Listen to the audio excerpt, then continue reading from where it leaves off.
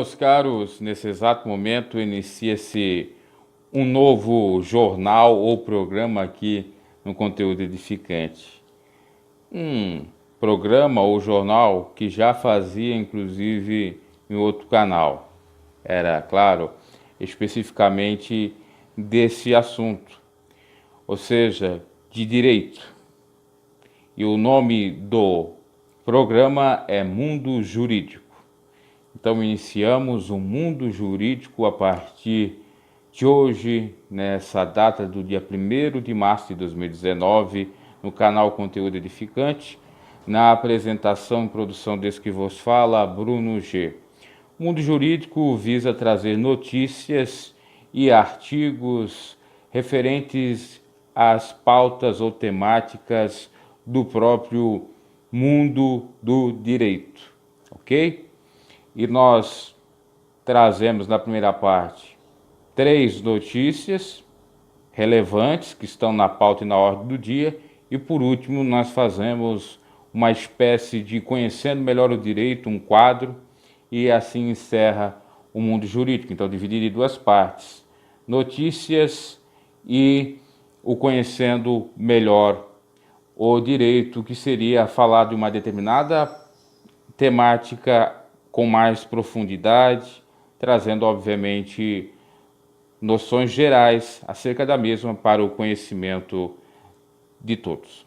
Bom, sem delongas, vamos às notícias ou news, que pode ser chamada de news jurídicas, e depois a gente vai, então, no final desse mundo jurídico, para o Conhecendo Melhor o Direito.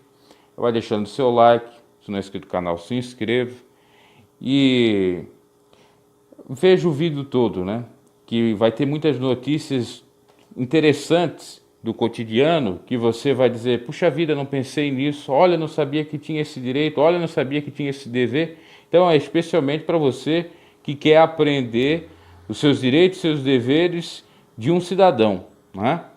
Então é muito importante, porque às vezes as pessoas, como aqui no canal tem pessoas cristãs, se apegam muito à questão da Bíblia. No entanto, no mundo em que vivemos, ou na nossa nação brasileira, nós temos uma outra Bíblia, entre aspas, que é a Constituição, e que devemos respeitar e devemos conhecê-la, porque o próprio legislador diz que não terá por inesculpável, ou seja, o sujeito que cometer um crime e chegar diante de um juiz ou de um delegado e dizer: eu não sabia que era crime, não vai ser considerado. Ou seja, o sujeito vai ser penalizado e pronto, não terá benesse. Então, por isso que é necessário conhecer a legislação, ou os direitos e deveres. Bom, dito isto, vamos às notícias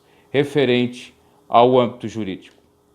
Participação obrigatória em danças motivacionais expôs empregada de supermercado ao ridículo. Uma espécie de bullying não pode ser feito no meio do trabalho. Olha só a decisão, então, do TST, Tribunal Superior do Trabalho. Você às vezes é exposta ou exposto ao ridículo no trabalho. Mas eu tenho que obedecer ao patrão, porque senão eu perco meu emprego. Você tem direito, você não pode ser humilhado, fazer aquilo que é além do que está previsto no contrato trabalhista, ou ainda que seja. No entanto, venha exatamente ser desproporcional ao que está ali. Vamos à decisão. A imposição da participação é uma imposição, ou seja, uma obrigação da participação em danças e cânticos motivacionais expõe o empregado a situação vexatória e caracteriza dano moral, indenização. Com esse entendimento, a 6ª turma do Tribunal Superior do Trabalho condenou a WMS Supermercados do Brasil Limitada, a rede Walmart, a pagar a indenização por danos morais de 3 mil a um fiscal de prevenção de perdas que era obrigado, uma fiscal, que era obrigada a entoar gritos de guerra e a rebolar na frente dos colegas, prática conhecida na empresa como Cheers. Veja só, rebolar. Parece até algo referente a um cabaré, né? Que coisa terrível. E existem esses abusos. E saiba que você tem direito. Se você não quiser participar, você não participa, porque não faz parte do pacote, do seu dever trabalhista. O Walmart foi condenado, então, pelo juízo de primeiro grau ao pagamento da indenização, mas o Tribunal Regional do Trabalho, a 4ª Região, Rio Grande do Sul, julgou um improcedente o pedido. Ainda que as testemunhas tivessem afirmado que a participação no Cheers era obrigatória, as técnicas motivacionais na avaliação do TRT não configuram qualquer ofensa aos... Isso era no Tribunal Regional, né, do TRT, Tribunal Regional do Trabalho, que não considerou ofensa. Aí foi para o Superior, Tribunal Superior, né, alçada maior ou superior da área trabalhista. Na análise do recurso de revista da fiscal, o relator ministro Augusto César Leite de Carvalho assinou que, de acordo com a jurisprudência do TST, Tribunal Superior Eleitoral, aliás, trabalhista, a imposição de danças e cânticos motivacionais expõe o empregado ou a empregada, no caso, ao ridículo, principalmente quando se verifica que tais danças eram obrigatórias e envolviam a prática de prendas para os empregados que não cantassem. Ele citou diversas decisões do TST no mesmo sentido em processo envolvendo a mesma empregadora. O Walmart já teria sido condenado com relação a isso. Para o relator, embora a dança denominada de Cheers, em razão da origem norte-americana do Walmart, seja apresentada como supostamente motivacional, tal conduta não se amolda às funções dos empregados de um supermercado. A situação a ver caracteriza abuso do poder diretivo do empregador e ofende a dignidade, a intimidade, a imagem e a honra do empregado. Por unanimidade, a turma deu provimento ao recurso e restabeleceu a sentença que lá nas varas do trabalho, né, então, ou no juízo primário, a primeira instância da esfera trabalhista foi concedida, foi julgado improcedente quando o Walmart recorreu no Tribunal Regional e o Tribunal Superior, após, obviamente, a recorrida da empregadora, manteve a sentença de primeira instância. Olha que interessante, então você tem direito, você não é obrigado a fazer determinadas coisas. Por exemplo, você tem a sua fé, e aí você vai fazer algo referente a isto, que segundo a sua crença não é moralmente aceito. Você cumpre tudo certinho, você é um trabalhador, uma trabalhadora exemplar no supermercado, no entanto tem que fazer isso, porque se não fizer, não vai ganhar uma comissão, não vai ganhar um bônus no fim do mês, não vai ter nem um salário. Isso é ilegal, como está aqui. Você pode pleitear, se for demitida por conta disso, ao Tribunal do Trabalho, né, ou a primeira instância do trabalho e tal, e ainda pedir direitos morais referente a isso. Ela, no caso, possivelmente não foi demitida, no entanto, se sentiu constrangida e recebeu a indenização. Pode ser que o supermercado não queira que ela trabalhe mais? Pode, porque ela processou, né, a própria empresa. Mas fato é que, se não for também comprovado que ela fez uma ilicitude, eles são obrigados a permanecer ela no emprego. Tem tudo isso a ser analisado. Por isso é bom você conhecer para que não venha a passar por algumas situações vexatórias. Bom, vamos à segunda notícia aqui, interessantíssima também, diz respeito ao nosso cotidiano. Demora em fila de banco não gera dano moral individual para consumidor, disse STJ, o Supremo Tribunal de Justiça. O Superior, melhor dizendo, o Supremo Tribunal de Justiça é o STF. O Tribunal de Justiça Federal, né? Então é o Superior Tribunal. Vamos à notícia. Para a 4ª turma do Superior Tribunal de Justiça, o STJ, a demora em fila de atendimento bancário lesa o interesse existencial juridicamente tutelado do consumidor e, portanto, não gera direito à reparação por dano moral de caráter. Vamos lá. Caráter esse individual.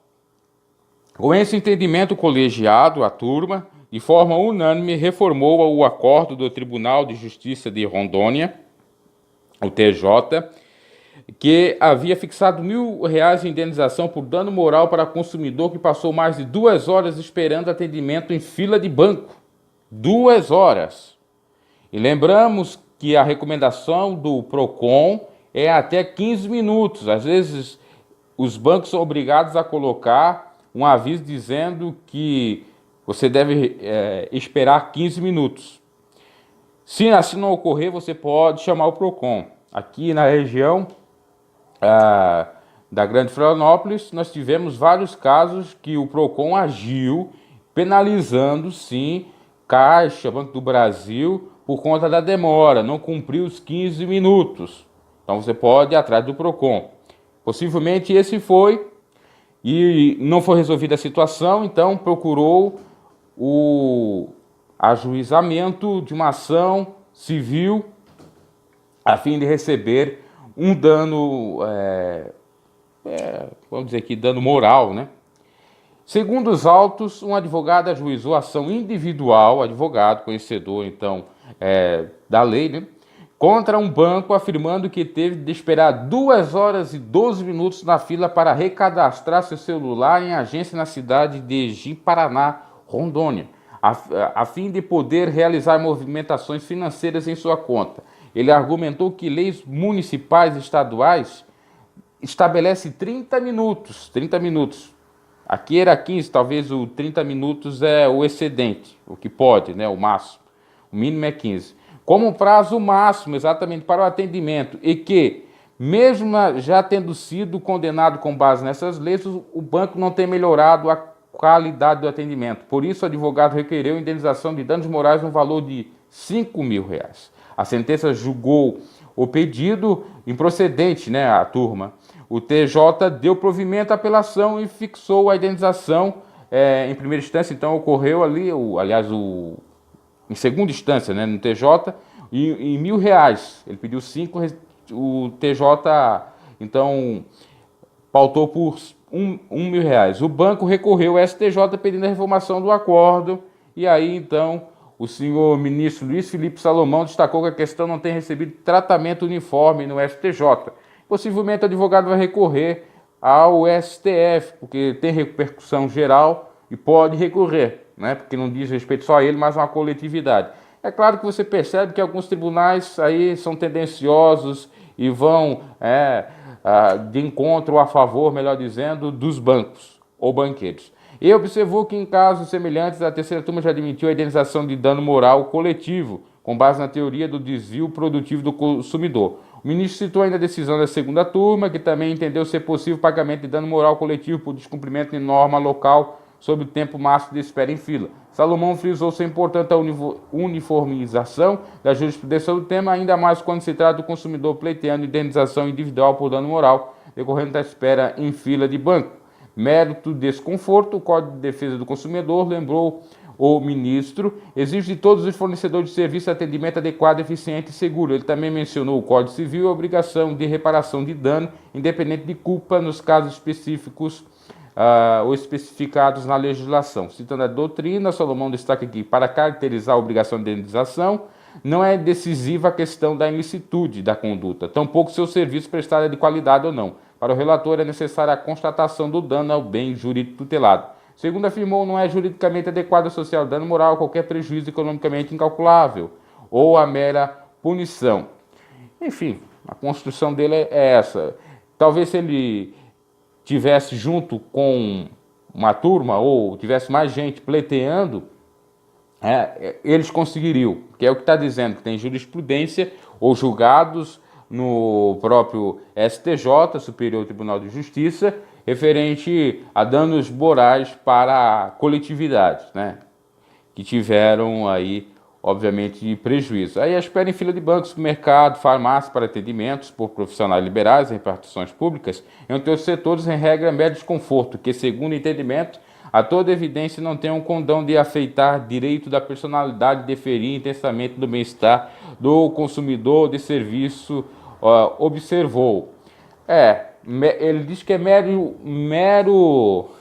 é interessante, né? Mero desconforto. Mas se fosse com ele, com Luiz Felipe Salomão, né? Ele o ministro. Aliás, acho que nem ia acontecer isso, porque ele tem prerrogativa, né? É mero desconforto. Mas o desconforto pode sim trazer uma certa lesão ou prejuízo ao sujeito.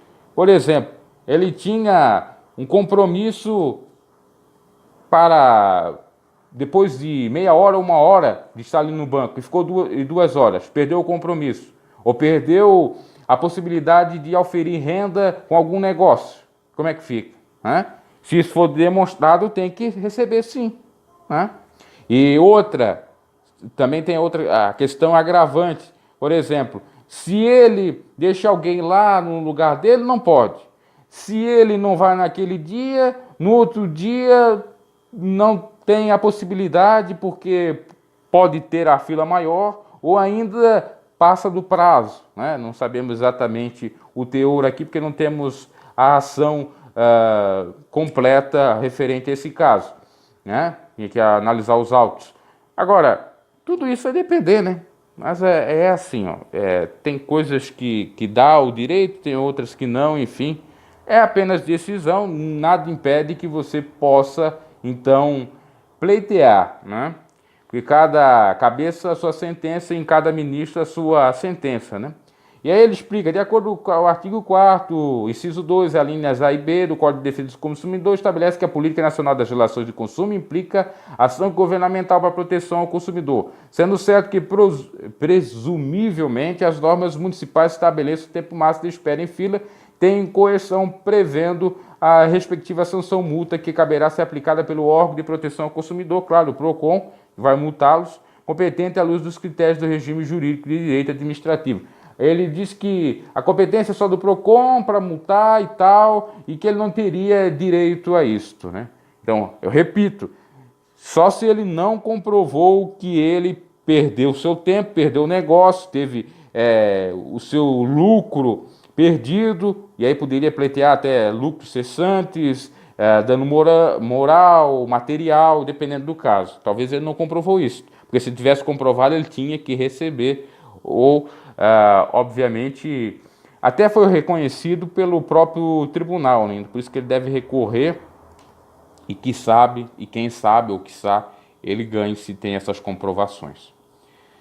O direito às vezes é complicado, né? Você tem um direito, né? O juiz dá o direito, mas ele dá a interpretação que ele quer, né? De acordo com a sua própria convicção e fundamenta do jeito que ele quer. E aí tem os interesses por trás, né? Os interesses espúrios aí e tal, que a gente sabe. Bom, vamos à terceira e última notícia aqui no mundo jurídico.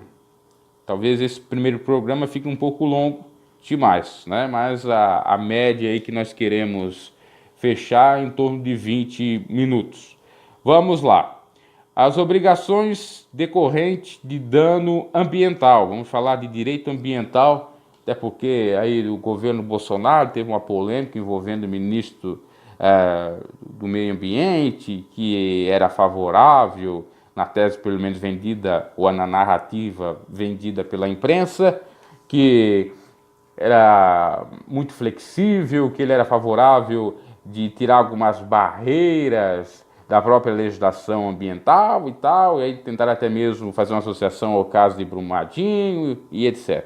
Mas vamos aqui referente a esse tema, falar da notícia. O Superior Tribunal de Justiça editou a súmula 629, que dispõe, quanto ao dano material, é admitida a condenação do réu à obrigação de fazer ou a de não fazer, cumulada com a de indenizar. A jurisprudência da Corte entende que é pela possibilidade de acumulação das obrigações para fim de recomposição integral do meio ambiente. Para o órgão, o Sistema Jurídico de Proteção ao Meio Ambiente, disciplinado em normas constitucionais, da Constituição Federativa do Brasil, né? Artigo 225, parágrafo 3º, e infraconstitucionais, que é abaixo da Constituição, Lei 6.938 de 1981, né, que é a política do meio ambiente, me parece que é o nome da lei, artigos 2º e 4º, está fundado, entre outros, nos princípios da prevenção, claro, do princípio do poluidor pagador e da reparação integral. Deles decorrem para os destinatários, Estado e comunidade, deveres e obrigações de variada natureza, comportando prestações pessoais positivas e negativas, fazer e não fazer, bem como de pagar quantia, indenização dos danos insuscetíveis de recomposição in natura, prestações essas que não se excluem, mas pelo contrário se acumulam ou se cumulam se for o caso. Então aqui, segundo a súmula, né, que foi editada, foi confeccionada pelo Superior Tribunal de Justiça, o STJ, então ela diz que o dano moral é admitida a acumulação de outras penas, a condenação do réu de uma obrigação de fazer ou a de não fazer, acumulada com uma indenização. Quer dizer, o sujeito foi condenado por algum crime ambiental e ele, por exemplo, desmatou um local que era protegido pela legislação ambiental. Então a obrigação dele é de fazer, vai ter que plantar, né? Fazer o replantio. Se fosse num caso, por exemplo, de pesca ilegal, é uma obrigação de não fazer, né, mais aquilo, ou, enfim, várias situações. E ainda ele vai ter a multa. Por exemplo, se for para colocar aquela que eu disse de fazer, vai ter que replantar e ainda pagar a multa. Isso então é possível, né? Tinha essa discussão se era possível ou não, então agora há essa possibilidade. Isso aí serve para aqueles que têm algum problema ambiental e para os advogados que trabalham nessa área aí ambientalista. Então, você que às vezes pode estar ferindo as normas de meio ambiente, tome cuidado que você pode sofrer 2 sanções, né? Bom, vamos agora ao quadro Conhecendo Melhor o Direito. No Conhecendo Melhor o Direito dessa primeira edição, nós vamos falar acerca de uma lei aí que agora vigorou, referente à importunação sexual. Trata-se da Lei 13.718 de 2018, que alterou o Código Penal para tipificar os crimes de importunação sexual e de divulgação de cena de estupro, também estabelecendo causas de aumento de pena para essas hipóteses. A importunação sexual é definida como a prática contra alguém e sem a sua anuência ou acordo, né, de ato libidinoso com o objetivo de satisfazer a própria lascívia, prazer sexual ou a de terceiro. A importunação sexual é o sujeito querer ficar com a menina de modo forçoso, né? E o ato libidinoso ou pode ser um beijo, uma carícia, né? Um passar a mão em algum lugar, né?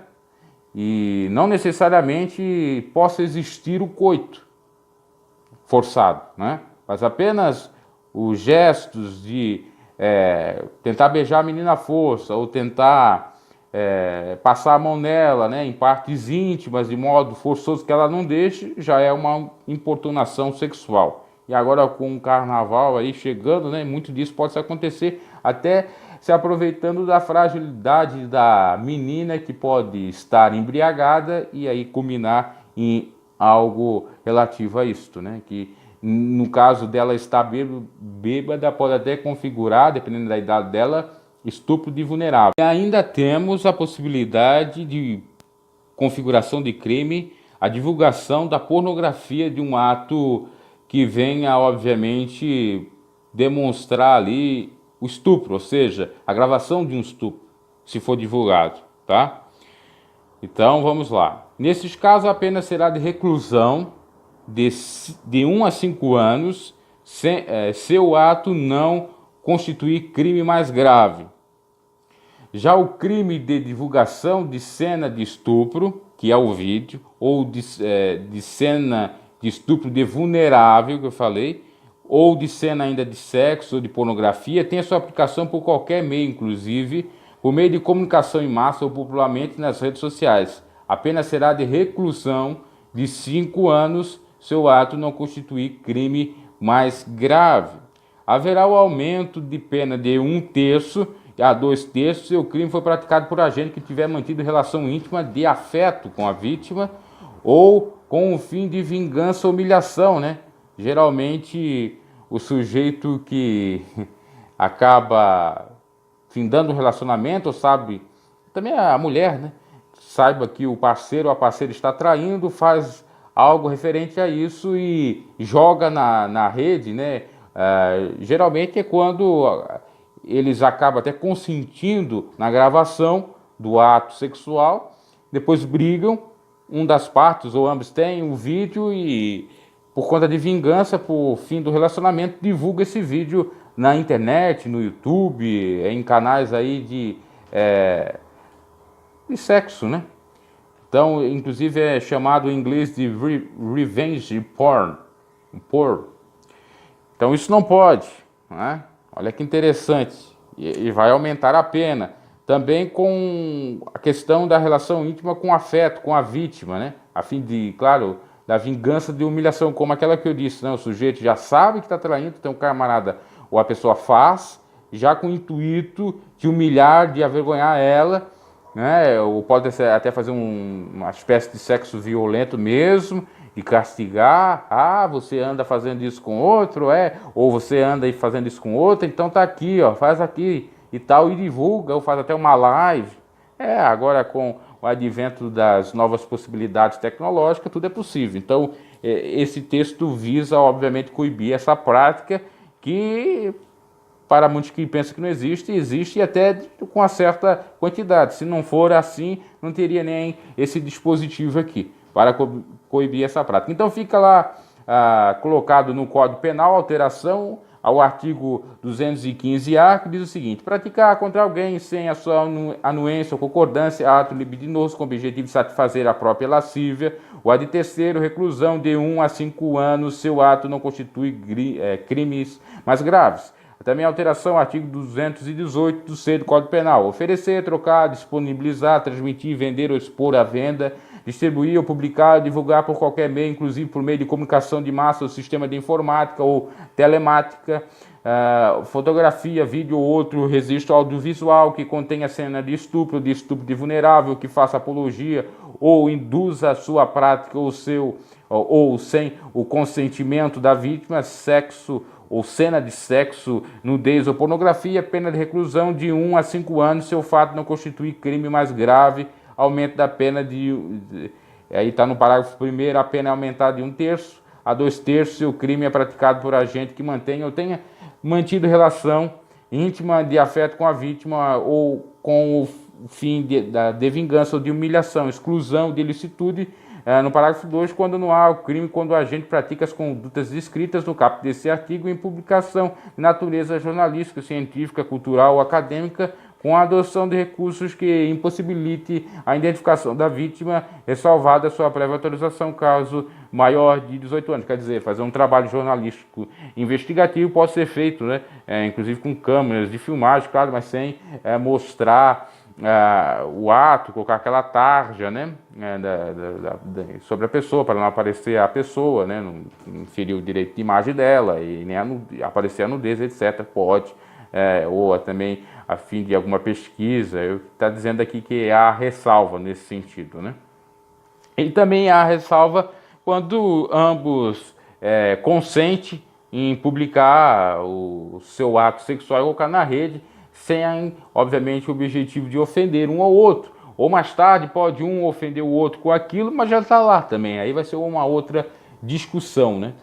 Que aí vai depender do teor, do que se falar acerca do vídeo que foi outrora consentido, porque também tem que analisar esse ponto de vista. Enfim, então temos essa lei aí da importunação sexual. Você, homem, você mulher, né? Geralmente é a mulher que é mais vulnerável a isso, mas tem mulheres sim que se vingam do próprio parceiro quando descobrem, uma suposta traição ou a traição mesmo, e acabam fazendo isso, fazendo esses vídeos. Inclusive, teve um vídeo que eu vi já faz muito tempo, que uma esposa, ela não se vingou do marido, ela se vingou foi da amante dele. E ao se vingar da amante, ela pegou, fez uma gravação, né? E era amiga dela íntima. E aí, o que ela preparou? Ela gravou o ato sexual do marido com a amiga, esperou a amiga vir para a casa dela e fez tudo como normal, né? Oi, amiga, como é que tá a vida, as novidades e tal. Aí, peraí, vamos assistir um filminho aqui, né? Eu aluguei e tal, coloco o filminho da cena dela, e ambos. E tudo, e ela gravando a reação dela. E começa a bater nela, dizendo, né, palavrões e dizendo o seguinte: sua canalha, onde você é amiga, sua falsa e tal. Também isso pode encaixar aqui, tá? É claro que é um caso um pouco sui generis, vai ter que ter um barabalismo jurídico aí para decidir referente a isso. Eu acho que pode, porque a amante pode estar sido ofendida, né?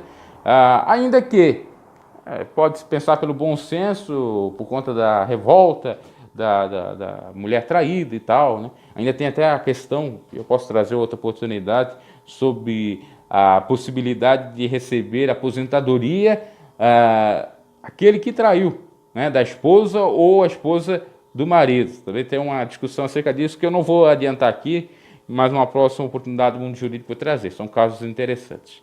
Ok? Abraço. Esse foi o Mundo Jurídico, da edição do dia 1º de março de 2019. Dê o seu like, comente, divulgue o vídeo e até uma próxima oportunidade.